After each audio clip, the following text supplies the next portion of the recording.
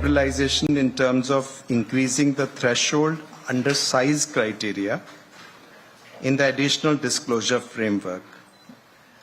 So you recall that FPI, regulations were changed in 2019, where we had this Press Note 3 things was brought in as a size criteria of 25,000 crore. And subsequently, on August 24, 2023, also there was also regulatory change on concentration criterion in relation to, the MPS and SAST regulations. So therefore, additional disclosure was required. And now, these things were fixed in 2022. The average trading volume in the cash market has increased 122%. So taking into consideration of that, the board has decided to revise based on public comments and recommendations of FPI Advisory Committee. So this size criteria is now being taken from 25,000 crore to 50,000 crore. But please note that the concentration criteria remains the same. That is 50%. So irrespective of the size, the 50% concentration criteria remains, and in case 50% is breached, then additional disclosure will be required. So that is the first decision. The second decision was in terms of AIF regulations. So Regulation 17A of SEBI AIF regulations, there, we have this category 2 AIFs, which are required to hold a majority of their investments in unlisted securities. Now, there have been recent changes to SEBI listing obligations and disclosure requirement regulations, in which we require that the entity that has issued listed debt securities can issue fresh debt only in listed form. So therefore, there has been an apprehension from the industry that the adequate unlisted debt may not be available. So there was also a request from their side to provide alternatives. So keeping in view the credit risk, because AIFs typically can take greater risk. So you have a liquidity risk as well as a credit risk. So in terms of credit risk, we have ratings. So some of the listed bonds which are in A category or below, they could be considered as relatively having greater risk. So they are also being allowed to the AIF in addition to the unlisted debt securities.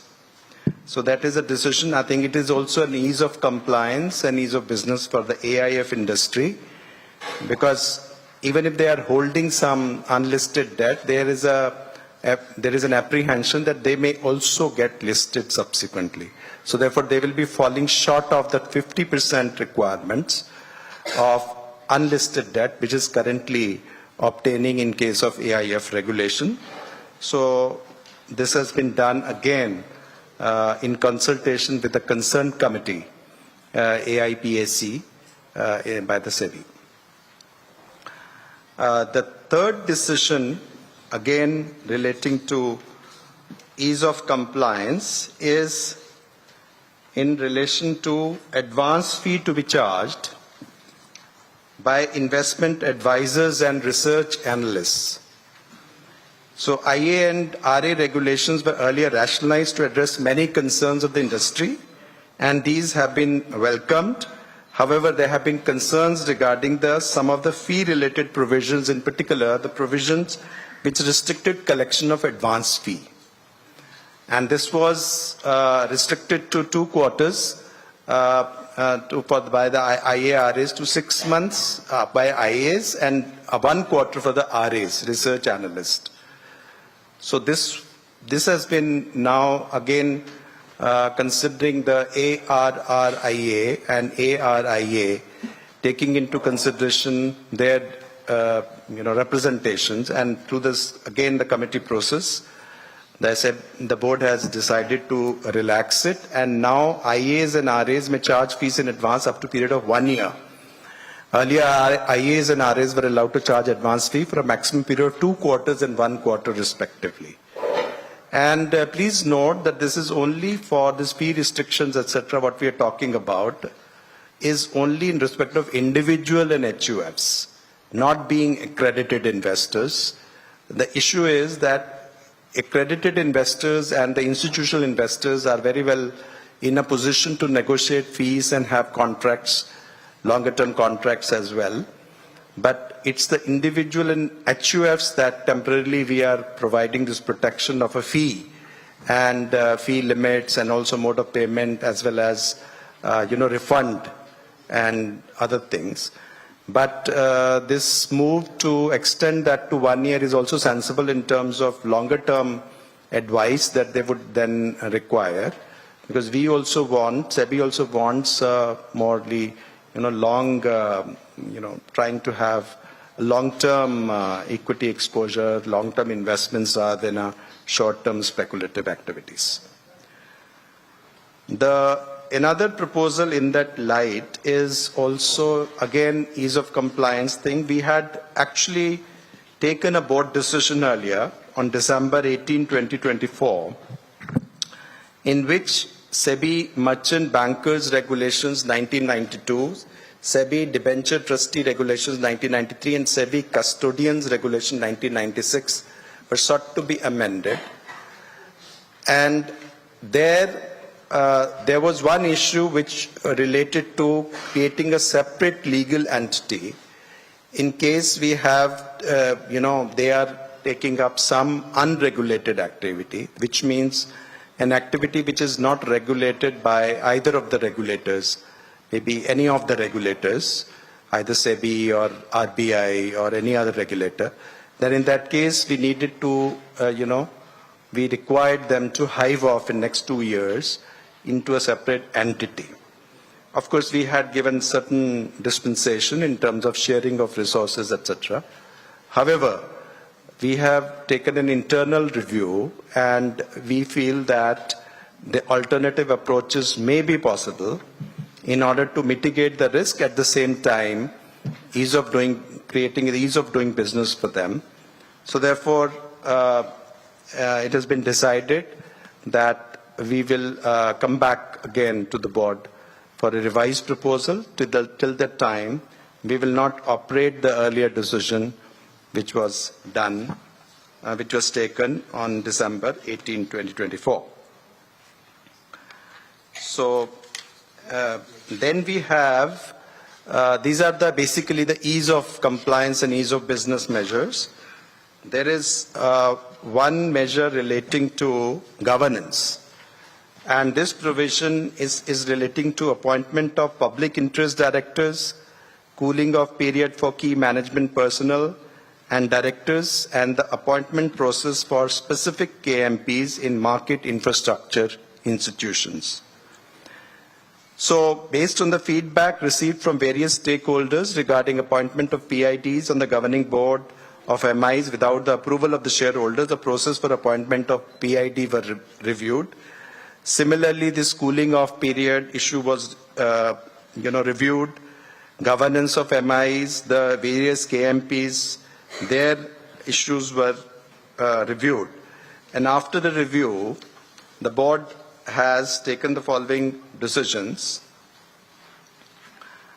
One, the existing process for appointment of PIDs, which requires prior approval of SEBI, but does not mandate shareholder approval, shall continue. Second, if the governing board of an MII decides not to reappoint an existing PID after his or her first term, it must record the rationale for this decision and communicate it to SEBI. Third, cooling off period for KMPs and directors of MIIs moving to competing MIIs.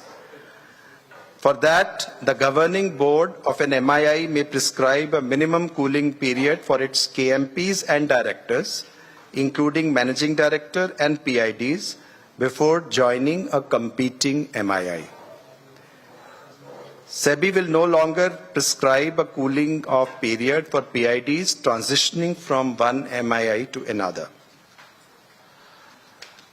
So far as the process for appointment of specific KMPs in MIIs, the appointment, reappointment or termination of specific KMPs, which includes compliance officer, chief risk officer, chief technology officer and chief information security officers, namely CEO, CRIO, CTO and CISO, by whatever designation called in vertical 1, which belongs to critical operations, and vertical 2, which belongs to regulatory, compliance, risk management and investor grievances side, shall require approval of the managing board of the MIIs, which was hitherto with the nomination and remuneration committee of the MII.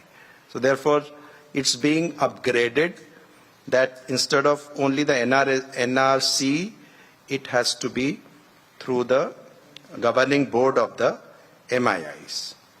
And a process is also being prescribed through a selection process, which then MII has to appoint an independent selection committee, which will then report to NRC, and then the NRC makes recommendations to the governing board.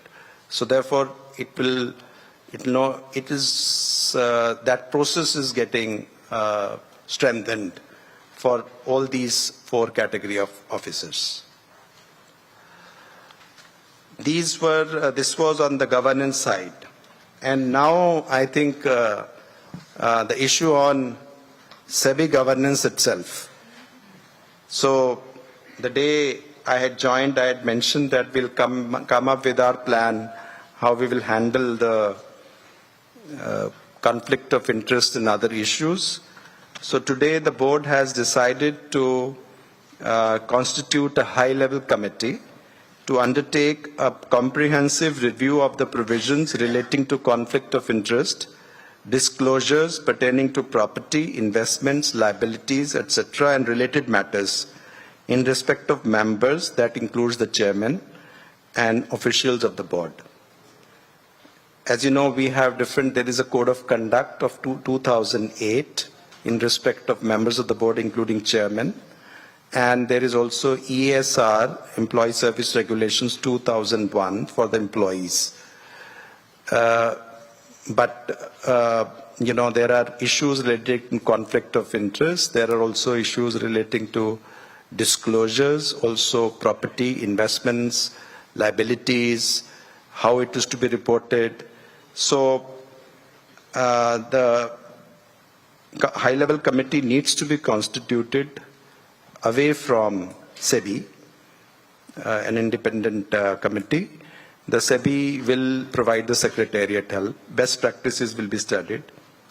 HLC will comprise of eminent persons and experts with relevant background and experience in constitutional, statutory, regulatory bodies, government, public sector, private sector, and academia.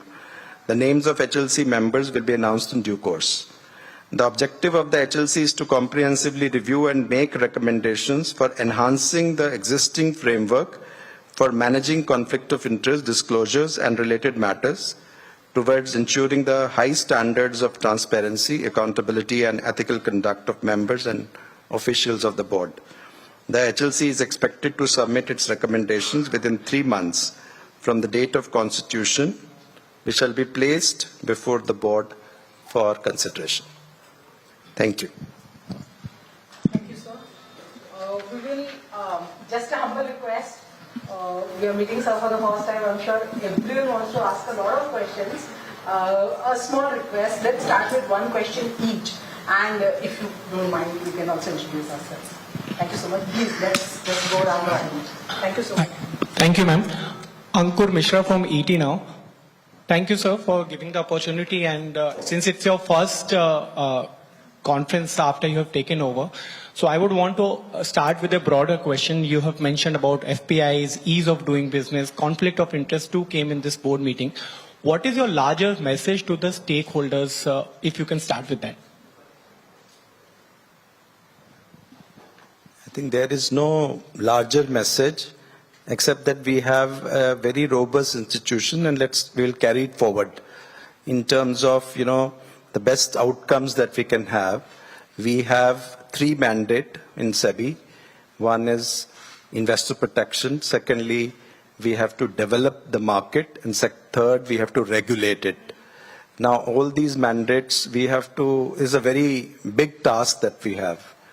And I think with the team that we have, which I find very, very robust team, and which is another team, several teams which are outside with whom we work very intensively, we can always, create the best of the framework in order to meet our mandate. Sir, just one quick thing. Really sorry. Ma'am, I'm really sorry. I, Rajesh, please. Sorry. Sir, Rajesh from Money Control. Sir, my first question is, you said here that you have taken back this approval of this hiring of merchant bankers and other businesses. So what is the reason behind that? No, what we are saying is that if there is an alternative approaches exist in order to ease the business, we will explore that. Is because everything what we do has a certain cost. So we have to, if the risk can be mitigated otherwise, then we will explore those things as well.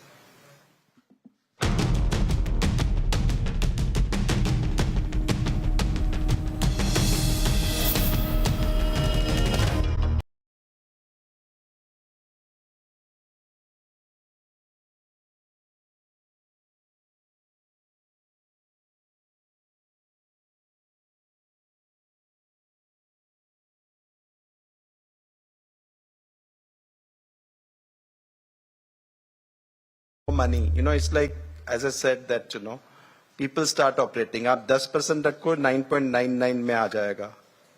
It's like. Hi, good evening. This is Menaka Doshi from Bloomberg. I want to go to the last point that you made in terms of the approval by the board to set up a high-level committee on the conflict of interest disclosures and related matters. Is this a tacit admission that there were some violations in the recent past that have required you, after so many years, to revisit this issue of conflict of disclosures by those serving at SEBI? I don't think we can look at it that way. We are saying that 2008 was the last, this was there. So it requires an update. Now, why not now?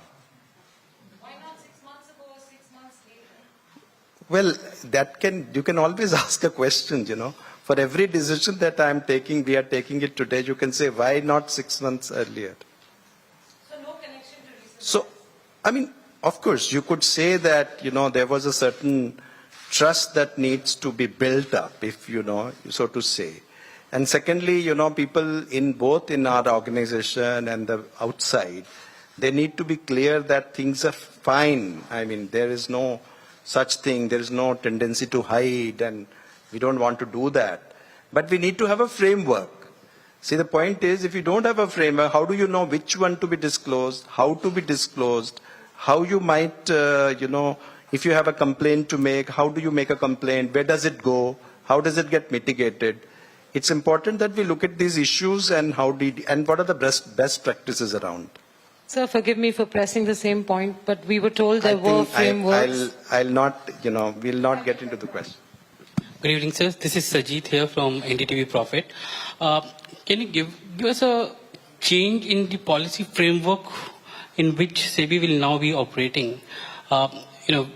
What I mean to say is that, you used to set up a committee, then a discussion paper used to come out, and then, you used to create industry standards board, they will recommend something, and then a policy used to come out through a discussion paper, and then it goes to the board. Now that you have gone back on the merchant banking thing, because it went through the same process, is there a change in the way policy will be framed in SEBI going forward? It will not be changed. In fact, same is a very robust process. SEBI has, I think, one of the best processes around when we have a consultation papers, we have public comments, we have a committee, and it has gone through all that thing. But it's a question of again taking a measured thing. When the committees are there, maybe a little bit of a more pressure of time sometimes, they can, because it's a question of also a time for deliberation. Now, if suppose something comes to this thing that whether there is a possibility of doing this, so why not do it? So in that case, before we really actually issue the regulation, it is better to take a little bit of more time and just refine it before it is issued. So you're saying currently is not the case? No, it is the case. As I said that, there is in particular cases, if we have this, that, certain decisions will require a review, we may take a review. Hello, sir. Thank you so much for doing this. This is Yash Jain from CNBC TV 18. One clarification and one question. As far as the clarification is concerned, you've said SEBI will not be the authority to decide the cooling off period when it comes to transitioning of PIDs between exchanges. Is it fair to assume that if one exchange says there is no cooling off period at all that is required, you would be all right with that? The question is, when you're taken over also, you had spoken about how along with domestic investors, FPIs are also very, very crucial for the Indian markets with respect to the capital that they bring in. One step has been taken with respect to, the disclosure norms being relaxed for them. What more are you looking at? Is it largely on the policy side? Is it on the taxation side, or something away from both these points that you're looking at to make Indian markets more, friendly for foreign portfolio investors also to find them attractive here? Thank you. I think you have asked two questions, two very different questions. But I'll take it. The first question relating to, this cooling off thing. Now, cooling off thing, what we found is that you don't have any cooling off requirements for MDs, for example, or the KMPs. But we have imposed a cooling off for PIDs. Now, public interest directors are very important people, and they are, as I said, SEBI's also eyes and ears, so to say, protecting, and therefore, we are exempting the shareholder approval on that. Because I think some of these organizations, the shareholders could be, presumably, suppose they may also move from a business motive. But here, the PIDs have no such, because they are not even approved by the shareholders. So we should not make it difficult for the PIDs to move, because PIDs also are not necessarily in a very big supply. So right now, we have no, sort of restriction sometimes for the other ones, MD, KMPs, but restriction only for PIDs. We just wanted to make it uniform. PIDs are in no way, one PID, in fact, if it moves from one MI to another, it's welcome, because it's from one MIA also, he's actually bringing in investor protection from one and to taking investor protection to another MII. So to that extent, I think nothing will be lost, really. On the question? Yeah, on FPIs, as I said that FPIs have to really decide where they want to go for what return. And I think things change and they can decide. What we will say is that we are providing, the kind of regulations, etc., which will really facilitate. We are in no way wanting to, sort of scare anybody away or things like that. And we are willing to engage as much as we are willing to engage with all domestic capital as well. So, engaging with people with capital and making markets, strong, that is also, one of the goals SEBI has. Hi sir, this is Yatin Mota from CNBC Awaz. Sir, speculation के matter पे पूछना चाहूँगा. When you talk about speculation in the derivative markets, exchanges have been recently changing days of expiry. to probably compete with each other. There is one of the exchanges which has recently got capitalized, looking to again come with the future and option framework. So on the matter of speculation, what is the regulatory stance? Would these frequent changes in day of expiry taken into cognizance by the regulator? And in the matter of the cash segment, Bhatia sir has done a commendable job to shell companies, wherein we have seen orders from the regulator, wherein, market capitalizations were manipulated, wherein sales were zero, promote holding was zero. And there is still a lot of these shell companies in the marketplace. So, in the matter of investigation, is SEBI looking at further, clamping down on such, shell companies, because enforcement agencies have taken this order, and, had a raid on certain premises in Ahmedabad. So both on the derivative side and, the capital market side, how are you really looking at, the speculation part, which has been increasing day by day? Well, I'll just reply this thing briefly and will ask my colleagues also to supplement. First of all, futures market F&O is important for us. It's wanted for any market because, so it's not something which is, it's required for hedging, it's required for market making, for price discovery. What we have really been saying is that when we had a problem with index options on expiry day. I think that was a huge problem because it was coming on a single day and with this thing. And then we also had this issue of, how do we really measure our exposure, where I think certain, nuanced position is required. So a certain steps were taken for a while.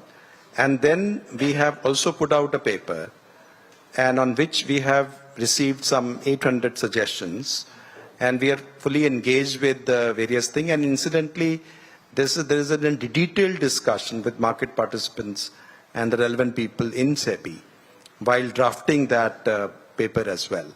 So I would like to ask Mr. Anant Narayan to further elaborate on that. So I think you've covered it well, sir. Just to reiterate, derivatives are important. Speculation is important for market depth, for price discovery, for hedging, etc. The actions that we took in October last year were specifically directed, as sir said, to tackle the issue of over-trading in index options on expiry day. And that remains the objective for SEBI. Now, in respect of this point about expiry days across exchanges, etc., without going into too much details, I'll just reiterate the objective of SEBI. What we said is we will allow each exchange to have one expiry, a weekly expiry, right? And right now we have 2 days of the week, which we think is comfortable. That is a regulatory intent. Second regulatory intent is derivatives are important, they're extremely important, but they exist for a purpose for supporting capital formation. So without having a robust cash market, having a derivative market does not make sense. So that's again a very clear regulatory intent. Now, in terms of what are we doing with the ongoing issues, we will take it up with the relevant parties and do what is required in a consultative manner, in a manner which makes sense to everybody.